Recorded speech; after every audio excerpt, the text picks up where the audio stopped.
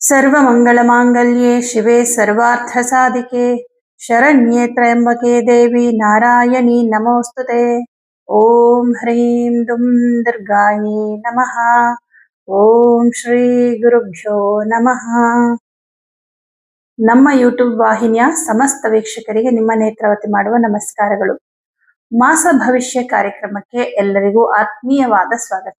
ವೀಕ್ಷಕರೇ, ಆಗಸ್ಟ್ ಮೊದಲ ವಾರದಿಂದ ಆನ್ಲೈನ್ ಜ್ಯೋತಿಷ್ಯ ತರಗತಿ ಪ್ರಾರಂಭ ಆಗ್ತಾ ಇದೆ. ಯಾರಿಗೆಲ್ಲ ಜ್ಯೋತಿಷ್ಯ ಕಲಿಬೇಕು ಅನ್ನೋ ಆಸಕ್ತಿ ಇದೆಯೋ ಸ್ಕ್ರೀನ್ ಮೇಲೆ ಕಾಣಿಸ್ತಿರುವಂತಹ ನಂಬರ್ಗೆ ಕರೆ ಮಾಡಿ ಅಥವಾ ವಾಟ್ಸಪ್ ನಲ್ಲಿ ಮೆಸೇಜ್ ಮಾಡಿ. ಹಾಗಿದ್ರೆ ಈ ಜುಲೈ ತಿಂಗಳ ಮಾಸ ಭವಿಷ್ಯ ನಿಮ್ಮ ರಾಶಿಗೆ ಹೇಗಿದೆ ಅನ್ನೋದನ್ನ ಈಗ ನೋಡೋಣ. ವೃಷಭ ರಾಶಿ. ವೃಷಭ ರಾಶಿಯವರಿಗೆ ನಿಮ್ಮ ರಾಶ್ಯಾಧಿಪತಿ ಆದಂತಹ ಶುಕ್ರ ಗ್ರಹ ಚತುರ್ಥ ಭಾವದಲ್ಲಿ ಸ್ಥಿತನಾಗಿರ್ತಾನೆ. ಪ್ರಮುಖವಾಗಿ ಏನಾದ್ರೂ ನಿವೇಶನ ಆಗಿರಬಹುದು, ಮನೆ ಆಗಿರಬಹುದು, ಸೇಲ್ಗಿಟ್ಟಿದ್ದೀರಾ, ಸೇಲ್ ಮಾಡ್ಬೇಕು, ಮಾರಾಟ ಮಾಡ್ಬೇಕು, ಒಳ್ಳೆ ಬೆಲೆಗೆ ಮಾರಾಟ ಆಗ್ತಾ ಇಲ್ಲ ಅನ್ನುವಂತಹ ಬೇಸರ ಇದ್ರೆ ಈ ತಿಂಗಳಲ್ಲಿ ಮಾರಾಟ ಆಗುವಂತಹ ಎಲ್ಲಾ ಲಕ್ಷಣಗಳು ಕಂಡು ಬರುತ್ತೆ. ಸೊ ನಿಮ್ಮ ಪ್ರಯತ್ನವನ್ನ ಮುಂದುವರಿಸಿ. ಚತುರ್ಥ ಭಾವದಲ್ಲಿ ಶುಕ್ರ ಕೇತು ಜೊತೆ ಕುತ್ಕೊಂಡಿರೋದ್ರಿಂದ ಈ ವಿಚಾರವಾಗಿ ಬಹಳ ಶುಭ. ಇನ್ನು ಹಾಗೇನಾದ್ರೂ ಈ ನಿವೇಶನ ಮನೆ ಏನಾದ್ರು ತಗೋಬೇಕು ಅಂತ ಏನಾದ್ರು ಅನ್ಕೊಂಡಿದ್ರೆ ತಗೊಳ್ಳೋದಕ್ಕೆ ತುಂಬಾ ಒಳ್ಳೆ ಟೈಮ್ ಅಂದ್ರೆ 15ನೇ ತಾರೀಕು ಒಳಗಡೆ. ಅಷ್ಟ್ರ ಮೇಲೆ ನಿಮ್ಗೆ ತಗೊಳ್ಳೋದಕ್ಕೆ ಅನುಕೂಲಗಳಾಗೋದಿಲ್ಲ. ಬಟ್ 1 ತಿಂಗಳ ನಂತರ ನೀವು ತಗೊಳ್ಬಹುದು. ಅಂದ್ರೆ ಸಿಂಹ ರಾಶ್ಯಾಧಿಪತಿ ಆದಂತಹ ರವಿಗ್ರಹ ಸಿಂಹರಾಶಿಗೆ ಹೋಗ್ತಾನೆ. ಅಂದ್ರೆ ಅದು ಆಗಸ್ಟ್ ಆ ಟೈಮಲ್ಲಿ. ಸದ್ಯಕ್ಕೆ ಇದು ಮಾರಾಟ ಮಾಡೋದಕ್ಕೆ ಈ ತಿಂಗಳು ತುಂಬಾ ಒಳ್ಳೆ ಸಮಯ ಆಗಿದೆ. ಇನ್ನು ನಿಮ್ಮ ರಾಶ್ಯಾಧಿಪತಿ ಚತುರ್ಥ ಭಾವದಲ್ಲಿರೋದ್ರಿಂದ ಶುಕ್ರ ಚತುರ್ಥ ಭಾವದಲ್ಲಿ ದಿಗ್ಬಲನಾಗ್ತಾನೆ. ತುಂಬಾ ನಿಮ್ಮ ಯೋಚನೆ ಪೂರ್ತಿ ಈ ಪ್ರಾಪರ್ಟಿ ಮೇಲೆ ಇರುತ್ತೆ. ಏನೋ ಆಸ್ತಿ ವಿಚಾರದಲ್ಲಿ ವಿವಾದಗಳಿದ್ರೆ, ಕೋರ್ಟ್ ಕೇಸ್ ಸಮಸ್ಯೆಗಳು ವ್ಯಾಜ್ಯಗಳಿತ್ತು ಅಂದ್ರೆ ಅದನ್ನ ಬಗೆಹರಿಸ್ಕೊಳ್ಳೋದ್ರಲ್ಲಿ ಹೆಚ್ಚು ಸಮಯವನ್ನ ಈ 1 ತಿಂಗಳಲ್ಲಿ ಕಳಿತೀರಾ ಅಂತ ಹೇಳ್ಬೋದು. ಇನ್ನು ಉದ್ಯೋಗದ ವಿಷಯದಲ್ಲಿ ತುಂಬಾ ಗಮನ ಹರಿಸಿ ಕೆಲಸ ಮಾಡೋದ್ರಿಂದ ಕೆಲಸದಲ್ಲಿ ತುಂಬಾ ಚೆನ್ನಾಗಿದೆ. ಅದರಲ್ಲೂ ಮುಖ್ಯವಾಗಿ ಸ್ವಂತ ಉದ್ಯೋಗವನ್ನ ಮಾಡುವಂತವ್ರಿಗೆ ತುಂಬಾನೇ ಚೆನ್ನಾಗಿದೆ. ಪಾರ್ಟ್ನರ್ಶಿಪ್ ಅಲ್ಲಿ ಬಿಸ್ನೆಸ್ ಮಾಡುವಂತವ್ರಿಗೆ ಇನ್ನೂ ಚೆನ್ನಾಗಿದೆ. ಯಾಕಂದ್ರೆ ಸಪ್ತಮಾಧಿಪತಿ ಕುಜನೇ ನಿಮ್ ರಾಶಿಯಲ್ಲಿದ್ದಾನೆ.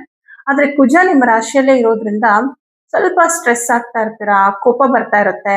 ಆಮೇಲೆ BP ಇರೋರಿಗೆ ಸ್ವಲ್ಪ BP ಜಾಸ್ತಿ ಆಗ್ಬೋದು, ಲೋ BP ಆಗ್ಬಹುದು. ಸ್ವಲ್ಪ ಆರೋಗ್ಯದ ಕಡೆ ಗಮನ ಕೊಡಿ. ಯಾಕಂದ್ರೆ ಕುಜ ನಿಮ್ಮ ರಾಶಿಗೆ ಮಾರಕ ಅಧಿಪತಿ. ಮಾರಕ ಅಂದ್ರೇನು? ತೊಂದರೆ ಕೊಡೋನಲ್ವಾ. ನಿಮ್ ರಾಶಿಯಲ್ಲೇ ಇದ್ದಾನೆ. ತುಂಬಾ ಟೆನ್ಷನ್ ಮಾಡ್ಕೊಳ್ಳೋದ್ರಿಂದ, ಸುಮ್ನೆ ಸ್ಟ್ರೈನ್ ಮಾಡ್ಕೊಳ್ಳೋದ್ರಿಂದ ನಿಮಗೆ ದೇಹಕ್ಕೆ ಆಯಾಸ ಆಗ್ತಾ ಇರುತ್ತೆ. ರಾತ್ರಿ ಸರಿಯಾಗಿ ನಿದ್ರೆ ಬರಲ್ಲ. ನೆಗೆಟಿವ್ ಆಲೋಚನೆಗಳು ಜಾಸ್ತಿ ಆಗುತ್ತೆ. ನಕಾರಾತ್ಮಕವಾದ ವಿಚಾರಗಳು, ನಕಾರಾತ್ಮಕ ಆಲೋಚನೆಗಳು, ತುಂಬಾ ಭಯ ಆತಂಕ ಆಗ್ತಾ ಇರುತ್ತೆ. ಏನೋ ಒಂದು ಆತಂಕ 15ನೇ ತಾರೀಕು ಒಳವರೆಗೂ ತುಂಬಾ ಆತಂಕ ಆಗ್ತಿರುತ್ತೆ. ಬಟ್ 16ನೇ ತಾರೀಕಿಗೆ ರವಿಗ್ರಹ ತೃತೀಯ ಭಾವಕ್ಕೆ ಹೋದ್ಮೇಲೆ ಸ್ವಲ್ಪ ಈ ಆತಂಕ ನೆಗೆಟಿವ್ ಆಲೋಚನೆಗಳು ಕಮ್ಮಿ ಆಗುತ್ತೆ. ಸುಬ್ರಹ್ಮಣ್ಯ ಅಷ್ಟೋತ್ತರವನ್ನ ಹೇಳ್ಕೊಳ್ಳಿ, ಇದರಿಂದ ಈ ಸಮಸ್ಯೆ ಸಾಲ್ವ್ ಆಗುತ್ತೆ. ಹಾಗೆ ದ್ವಿತೀಯ ಭಾವದಲ್ಲಿ ಬುಧ ಮತ್ತು ರವಿ, ಬುಧಾದಿತ್ಯ ಯೋಗ ಇರೋದ್ರಿಂದ ಮಾತಿನಿಂದ ಬಹಳಷ್ಟು ಅನುಕೂಲ ಆಗುತ್ತೆ. ಈಗ ಆಸ್ತಿ ವಿಚಾರದ ವ್ಯಾಜ್ಯಗಳೇ ಅಂತ ಅನ್ಕೊಳ್ಳಿ, ಬಗೆಹರಿಸ್ಕೋಬೇಕು, ಕೂತ್ಕೊಂಡು ಮಾತಾಡ್ಬೇಕು ಅಂತ ಏನಾದ್ರು ಅನ್ಕೊಂಡಿದ್ರೆ ಖಂಡಿತ ನೀವು ಮಾತಾಡಿ. ನಿಮ್ಮ ಮಾತಿನಿಂದ ನಿಮ್ಗೆ ತುಂಬಾ ಸಕ್ಸಸ್ ಆಗುತ್ತೆ. ಸಪ್ತಮಾಧಿಪತಿ ನಿಮ್ಮ ರಾಶಿಯಲ್ಲಿ ಇರೋದ್ರಿಂದ ನಿಮ್ಮ ಎದುರಾಳಿ ನಿಮ್ಮ ಮಾತಿಗೆ ಓಕೆ ಅಂತಾರೆ, ಏನು ಮಾತಾಡಲ್ಲ. ಅಂದ್ರೆ ನಿಮ್ಮ ಪರವಾಗಿ ಇರುತ್ತೆ. ಹಾಗಾಗಿ ಆತರ ಏನಾದ್ರೂ ರಾಜಿ ಒಪ್ಪಂದಗಳನ್ನ ಮಾಡ್ಕೋಬೇಕು ಅಂತಂದ್ರೆ ತುಂಬಾ ಒಳ್ಳೆ ಟೈಮ್. ಹಣಕಾಸಿನ ವಿಚಾರದ ಬಗ್ಗೆ ಏನಾದ್ರೂ ಮಾತುಕತೆಗಳಿದ್ರೆ ಅದಕ್ಕೂ ಕೂಡ ತುಂಬಾನೇ ಶುಭವಾದ ಸಮಯ. ಮಾತಿನಿಂದ ಬಹಳಷ್ಟು ಅನುಕೂಲ ಆಗುತ್ತೆ. ಇನ್ನು ನಿಮ್ಮ ವೃತ್ತಿ ಕ್ಷೇತ್ರದಲ್ಲಿ ಏನಾದ್ರೂ ನಿಮ್ಮ ಮೇಲಧಿಕಾರಿಗಳ ಹತ್ರ ಮಾತಾಡ್ಬೇಕು, ಪ್ರಮೋಷನ್ ಬಗ್ಗೆ, ವರ್ಗಾವಣೆ ಬಗ್ಗೆ, ಅಥವಾ ಸ್ಯಾಲ್ರಿ ಜಾಸ್ತಿ ಮಾಡಿ ಅಂತ ಕೇಳಬೇಕು, ಏನೋ ಒಂದು ಕೇಳಬೇಕು. ನಿಮ್ಗೆ ಉದ್ಯೋಗದಲ್ಲಿ ಏನೋ ಒಂದು ಅವಕಾಶ ಬೇಕು, ಅವಕಾಶಕ್ಕೋಸ್ಕರ ಕಾಯ್ತಿದ್ದೀರಾ ಅಥವಾ ಅನುಕೂಲಕ್ಕೋಸ್ಕರ ಕಾಯ್ತಾ ಇದ್ದೀರಾ ಅಂದ್ರೆ ಖಂಡಿತವಾಗಿಯೂ ಕೂಡ ಈ ವಿಚಾರದ ಬಗ್ಗೆ ಕೂಡ ನೀವು ಮಾತಾಡ್ಬೋದು. ಮಾತಿನ ಭಾವಕ್ಕೆ ಕಾರಕನೇ, ಮಾತಿಗೆ ಕಾರಕನೇ ಬುಧ. ಮಾತಿನ ಭಾವ 2ನೇ ಮನೆ. ಸೊ ಎರಡೂ ಕೂಡ ಪ್ರಬಲವಾಗಿದೆ. ಹಾಗಾಗಿ ಖಂಡಿತ ಈ ವಿಷಯದಲ್ಲಿ ಚೆನ್ನಾಗಿದೆ. ಇನ್ನು ಹಣಕಾಸಿನ ವಿಚಾರದಲ್ಲಿ ತುಂಬಾ ಚೆನ್ನಾಗಿದೆ. ಸ್ವಲ್ಪ ದುಡ್ಡು ಬರ್ತಾ ಇರುತ್ತೆ. ಕುಟುಂಬದಲ್ಲಿ ಏನಾದ್ರೂ ಆರ್ಥಿಕ ಸಂಕಷ್ಟಗಳಿತ್ತು ಅಂದ್ರೆ ಒಂದಷ್ಟು ಕಮ್ಮಿ ಮಾಡ್ಕೊತೀರಾ. ಖರ್ಚು ಇರುತ್ತೆ 15ನೇ ತಾರೀಕುವರೆಗೂ. ಬಟ್ 15ನೇ ತಾರೀಕು ಮೇಲೆ ಖರ್ಚುಗಳು ಸ್ವಲ್ಪ ಕಮ್ಮಿ ಆಗ್ತಾ ಬರುತ್ತೆ.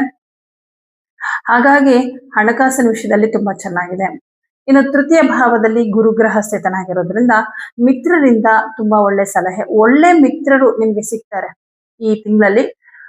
ಹೊಸ ವ್ಯಕ್ತಿ ಪರಿಚಯ ಆಗ್ಬೋದು. ತುಂಬಾ ಒಳ್ಳೆಯವರು, ಆಧ್ಯಾತ್ಮದಲ್ಲಿ ಅಥವಾ ತುಂಬಾ ದೈವಿಕ ಗುಣ ಉಳ್ಳಂತವರು, ದೇವರನ್ನ ತುಂಬಾ ನಂಬುವಂತವರು, ಶಾಸ್ತ್ರಗಳನ್ನ ಬಲ್ಲವರು, ಇಂಥವ್ರು ಯಾರೋ ನಿಮ್ಗೆ ಸ್ನೇಹಿತರಾಗಿ ದೊರಕುವಂತ ಸಾಧ್ಯತೆ, ಪರಿಚಯ ಆಗುವಂತಹ ಸಾಧ್ಯತೆಗಳಿದೆ. ಇವರಿಂದ ಸಾಕಷ್ಟು ಕಲಿಯುವಂತದ್ದು ನಿಮ್ಗೆ ಆಗತ್ತೆ. ಚತುರ್ಥ ಭಾವದಲ್ಲಿ ಕೇತು, ಚತುರ್ಥ ಭಾವಾಧಿಪತಿ 2ನೇ ಮನೆಯಲ್ಲಿದ್ದಾನೆ. ಹಾಗೆ ಆ ವಾಹನವನ್ನ ಖರೀದಿ ಮಾಡ್ಬೇಕು ಅಂತಿದ್ರೆ, ಚತುರ್ಥದಲ್ಲಿ ಕೇತು ಮತ್ತು ಶುಕ್ರ ಇರೋದ್ರಿಂದ ವಾಹನವನ್ನ ಖರೀದಿ ಮಾಡ್ಬೇಕು ಅಂತಿದ್ರೆ ಅದಕ್ಕೆ ಸೂಕ್ತವಾದ ಸಮಯ. ಈ ತಿಂಗಳಲ್ಲಿ ನೀವು ವಾಹನ ಏನಾದ್ರೂ ಬುಕ್ ಮಾಡ್ಬೇಕು ಅಂತಿದ್ರೆ ಮಾಡ್ಬೋದು. ಚತುರ್ಥದಲ್ಲಿರ್ತಕ್ಕಂಥ ಶುಕ್ರ ಗ್ರಹ ನಿಮ್ಗೆ ಈ ವಿಚಾರವಾಗಿ ಬಹಳ ಶುಭ ಫಲವನ್ನ ಕೊಡ್ತಾನೆ. ಪಂಚಮಾಧಿಪತಿ 2ನೇ ಮನೆಯಲ್ಲಿ ಸ್ವಕ್ಷೇತ್ರದಲ್ಲಿರೋದ್ರಿಂದ ವಿದ್ಯಾರ್ಥಿಗಳಿಗೆ ತುಂಬಾ ಚೆನ್ನಾಗಿದೆ. ನೋಡಿ, ಗುರುಬಲ ಇಲ್ಲದೆ ಹೋದ್ರು ಕೂಡ ಪಂಚಮಾಧಿಪತಿ ಚೆನ್ನಾಗಿರೋದ್ರಿಂದ ವಿದ್ಯಾರ್ಥಿಗಳಿಗೆ ಬಹಳ ಚೆನ್ನಾಗಿದೆ. ಸ್ಪರ್ಧಾತ್ಮಕ ಪರೀಕ್ಷೆಗಳಿಗೆ ಪ್ರಿಪೇರ್ ಆಗ್ತಾ ಇರೋರಿಗೆ ತುಂಬಾನೇ ಒಳ್ಳೆ ಸಮಯ ಆಗಿದೆ. 6ನೇ ಮನೆ ಅಧಿಪತಿ ಶುಕ್ರ ಗ್ರಹ ಚತುರ್ಥ ಭಾವದಲ್ಲಿರೋದ್ರಿಂದ ಬೇರೆಯವರ ಕೈ ಕೆಳಗೆ ಕೆಲಸ ಮಾಡ್ತಕ್ಕಂಥವ್ರಿಗೆ ನಿಮ್ಮ ವೃತ್ತಿ ಕ್ಷೇತ್ರದಲ್ಲಿ ಏನೋ ಒಂದು ಬದಲಾವಣೆ ಆಗುತ್ತೆ. ಯಾಕಂದ್ರೆ 6ನೇ ಮನೆ ಅಧಿಪತಿ ಶುಕ್ರ ಕೇತುವಿನ ಜೊತೆಯಲ್ಲಿ ಕುತ್ಕೊಂಡಿದ್ದಾನೆ. ಒಂದು ಸ್ಥಳ ಬದಲಾವಣೆ ಆಗಬಹುದು, ಅಥವಾ ನಿಮ್ಮ ಬಾಸ್ ಚೇಂಜ್ ಆಗ್ಬಹುದು, ಅಥವಾ ನಿಮಗೆ ಕೊಟ್ಟಿದ್ದ ಕೆಲಸ ಏನಿತ್ತಲ್ಲ, ಇಷ್ಟು ದಿನ ನೀವೇನ್ ಕೆಲಸ ಮಾಡ್ಕೊಂಡಿದ್ರೆ ಅದು ಬಿಟ್ಟು ಬೇರೆ ಕೆಲಸಕ್ಕೆ ನಿಮ್ಗೆ ಹಚ್ಬಹುದು. ಆ ತರದ್ ಏನೋ ಒಂದು ಬದಲಾವಣೆ ಆಗುತ್ತೆ ನಿಮ್ಮ ವೃತ್ತಿಯಲ್ಲಿ, ಅಥವಾ ನೀವೇ ಕೆಲಸವನ್ನ ಚೇಂಜ್ ಮಾಡಬಹುದು. ಈ ತರದ್ದೇನೋ ಒಂದು ವೃತ್ತಿ ಕ್ಷೇತ್ರದಲ್ಲಿ ಬದಲಾವಣೆ ಆಗುತ್ತೆ. ಬಟ್ ಈ ಬದಲಾವಣೆ ನಿಮ್ಗೆ ತೊಂದರೆ ಅಂತೇನಿಲ್ಲ, ಚೆನ್ನಾಗೇ ಇರುತ್ತೆ. ಇನ್ನು ಸಪ್ತಮಾಧಿಪತಿ ಕುಜಗ್ರಹ ನಿಮ್ಮ ರಾಶಿಯಲ್ಲೇ ಇದ್ದಾನೆ. ವಿವಾಹಕ್ಕೆ ಸಂಬಂಧಪಟ್ಟಂತೆ ಏನಾದ್ರೂ ಮಾತುಕತೆಗಳಿದ್ರೆ ಮಾತಾಡಬಹುದು. ಸಂಗಾತಿಯ ಜೊತೆ ಹೆಚ್ಚು ವಿಚಾರಗಳನ್ನ ಮಾತಾಡುವಂಥದ್ದು. ನಿಮ್ಮ ಪಾರ್ಟ್ನರ್ ಜೊತೆಗೆ ಉದ್ಯೋಗದ ವಿಷಯದಲ್ಲಿ ಏನೋ ಒಂದು ಬದಲಾವಣೆ ಮಾಡ್ಕೊಳ್ಳೋದ್ರ ಬಗ್ಗೆ ಮಾತಾಡೋದಿದ್ರೆ ಅದಕ್ಕೆ ಸೂಕ್ತವಾದ ಸಮಯ ಇದಾಗಿದೆ. ತುಂಬಾ ಚೆನ್ನಾಗಿದೆ. ಕುಜಗ್ರಹ ನಿಮ್ಮ ರಾಶಿಯಲ್ಲಿರೋದ್ರಿಂದ ತುಂಬಾ ನೇರವಾಗಿ, ದಿಟ್ಟವಾಗಿ ನಿರ್ಧಾರಗಳನ್ನ ತಗೊಳ್ಳೋದ್ರಿಂದ ಮುಂದಿನ ದಿನಗಳಲ್ಲಿ ಒಳ್ಳೇದಾಗತ್ತೆ. ಆದ್ರೆ ಟೆನ್ಷನ್ ಮಾಡ್ಕೋಬೇಡಿ. ತುಂಬಾ ಟೆನ್ಷನ್ ಮಾಡ್ಕೊಳ್ಳೋದ್ರಿಂದ ಸ್ವಲ್ಪ ಆರೋಗ್ಯದಲ್ಲಿ ವ್ಯತ್ಯಾಸಗಳಾಗುತ್ತೆ. ರಾಷ್ಟ್ರಾಧಿಪತಿ ಜೊತೆನೂ ಕೇತು ಇದಾನಲ್ವಾ, ತುಂಬಾ ಸುಸ್ತಾಗುವಂಥದ್ದು ಈ ತರದ್ದೇನೋ ಆಗತ್ತೆ. ಹಾಗಾಗಿ ತುಂಬಾ ಆರಾಮಾಗಿ ಎಲ್ಲವನ್ನ ಹ್ಯಾಂಡಲ್ ಮಾಡಿ. ಕಂಪ್ಲೀಟ್ ಆಗತ್ತೆ, ನಿಮ್ಗೆ ಕೆಲಸ ಕಂಪ್ಲೀಟ್ ಆಗೋವರೆಗೂ ಟೆನ್ಷನ್ ಇರುತ್ತೆ, ಆ ಟೆನ್ಷನ್ ಬೇಡ. ಅಷ್ಟಮಾಧಿಪತಿ ತೃತೀಯ ಭಾವದಲ್ಲಿರೋದ್ರಿಂದ ಅಂತರಂಗದಲ್ಲಿ ಏನೋ ಆತಂಕ. ಕೆಲವೊಂದು ಸಂದರ್ಭಗಳಲ್ಲಿ ವಿಪರೀತ ಧೈರ್ಯ ಇರುತ್ತೆ, ಸಹಜವಾಗಿ ಅದು ಅನ್ಸುತ್ತೆ. ಪ್ರಾಕ್ಟಿಕಲಿ ಏನು ತೊಂದರೆ ಆಗದೆ ಇರೋದ್ರಿಂದ ನೀವು ಆತಂಕ ಪಡೋ ಅವಶ್ಯಕತೆ ಇಲ್ಲ. ಬಟ್ ಈ ತಿಂಗಳಲ್ಲಿ ಗೃಹಿಣಿಯರು ಸ್ವಲ್ಪ ಹುಷಾರಾಗಿರಿ. ಅಂದ್ರೆ ಈ ಅಡಿಗೆ ಮಾಡುವಾಗ ಸ್ವಲ್ಪ ಕೈ ಕುಯ್ಕೊಂಡ್ಬಿಡೋದು, ಸ್ವಲ್ಪ ಸುಟ್ಕೊಂಡ್ಬಿಡೋದು, ಈ ತರದ್ದೇನೋ ಆಗುತ್ತೆ. ಅದು ಮಂಗಳವಾರದ ದಿನಗಳಲ್ಲಿ ಜಾಸ್ತಿ ಸಮಸ್ಯೆ ಆಗತ್ತೆ. ಮಂಗಳ ನಿಮ್ ರಾಶಿಯಲ್ಲಿ ಇದ್ದಾನೆ, ಮಾರಕಾಧಿಪತಿ. ಹಾಗಾಗಿ ಸ್ವಲ್ಪ ಒಂದು ಟೆನ್ಷನ್ ಅಲ್ಲಿ ಏನೋ ಮಾಡಬೇಡಿ. ಆರಾಮಾಗಿ ಕೂಲಾಗಿ ಇರಿ. ಸಾಧ್ಯವಾದ್ರೆ ಪ್ರತಿನಿತ್ಯ ಯಾವ್ದಾದ್ರೂ ನಾಮ ಜಪವನ್ನ ಮಾಡಿ ಒಂದ್ ಅರ್ಧ ಗಂಟೆ. ಇದರಿಂದ ಮನಸ್ಸಿಗೆ ತುಂಬಾ ರಿಲ್ಯಾಕ್ಸ್ ಅನ್ಸುತ್ತೆ. ಸ್ವಲ್ಪ ಗೃಹಿಣಿಯರು ಹುಷಾರಾಗಿರಿ ಮಂಗಳವಾರದ ದಿನಗಳಲ್ಲಿ ಪ್ರಮುಖವಾಗಿ. ಅದಕ್ಕೆ ಏನ್ ಮಾಡ್ಬೇಕು ಅಂದ್ರೆ ದುರ್ಗಾ ಅಷ್ಟೋತ್ತರ ಹೇಳ್ಕೋಬೇಕು. ಆಪತ್ತುಗಳಿಂದ ಪಾರು ಮಾಡ್ತಾಳೆ ತಾಯಿ. ಇನ್ನು 10ನೇ ಮನೆ 11ನೇ ಮನೆ ಅಧಿಪತಿ ನಿಮ್ಗೆ ಶನಿಗ್ರಹ ಲಾಭದಲ್ಲಿದ್ದಾನೆ. ಉದ್ಯೋಗದ ವಿಷಯದಲ್ಲಿ ಯಾವ ಸಮಸ್ಯೆನೂ ಇಲ್ಲ. ಪ್ರೈವೇಟ್ ಜಾಬ್ ಅಲ್ಲಿರಿ, ನೀವು ಸರ್ಕಾರಿ ಉದ್ಯೋಗದಲ್ಲಿರಿ, ಸ್ವಂತ ಉದ್ಯೋಗವನ್ನ ಮಾಡ್ತಾ ಇರಿ. ಪ್ರತಿಯೊಂದು ವಿಚಾರದಲ್ಲೂ ಉದ್ಯೋಗದಲ್ಲಿ ಹೆಚ್ಚು ಲಾಭವನ್ನ ನೀವು ಕಾಣ್ತೀರಾ. ಯಾಕೆಂದ್ರೆ ಧರ್ಮ ಕರ್ಮಾಧಿಪತಿ ಶನಿ ಲಾಭದಲ್ಲಿರೋದ್ರಿಂದ ನಿಮ್ಮ ವೃತ್ತಿ ಕ್ಷೇತ್ರದಲ್ಲಿ ನಿಮ್ಮ ಪರಿಶ್ರಮಕ್ಕೆ ತಕ್ಕಂತಹ ಫಲವನ್ನ ಅವ್ನು ಕೊಡ್ತಾ ಇರ್ತಾನೆ.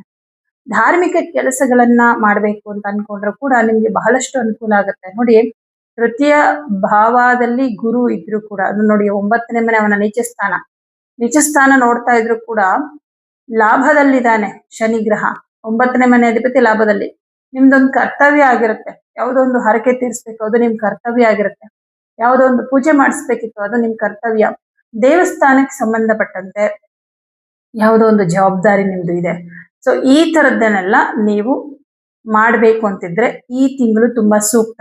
ಅದಕ್ಕೆ ತುಂಬಾ ಅನುಕೂಲಗಳು ಒದಗಿ ಬರುತ್ತೆ. ವಿದೇಶಕ್ಕೆ ಹೋಗ್ಬೇಕು ಅನ್ಕೊಂಡಿರೋರ್ಗೆ ತುಂಬಾ ಅವಕಾಶ ಸಿಗತ್ತೆ. ಯಾಕಂದ್ರೆ 12ನೇ ಮನೆ ಅಧಿಪತಿನೇ ನಿಮ್ ರಾಶಿಲಿರೋದ್ರಿಂದ ವಿದೇಶಕ್ಕೆ ಹೋಗುವ ಅವಕಾಶ ಸಿಗತ್ತೆ.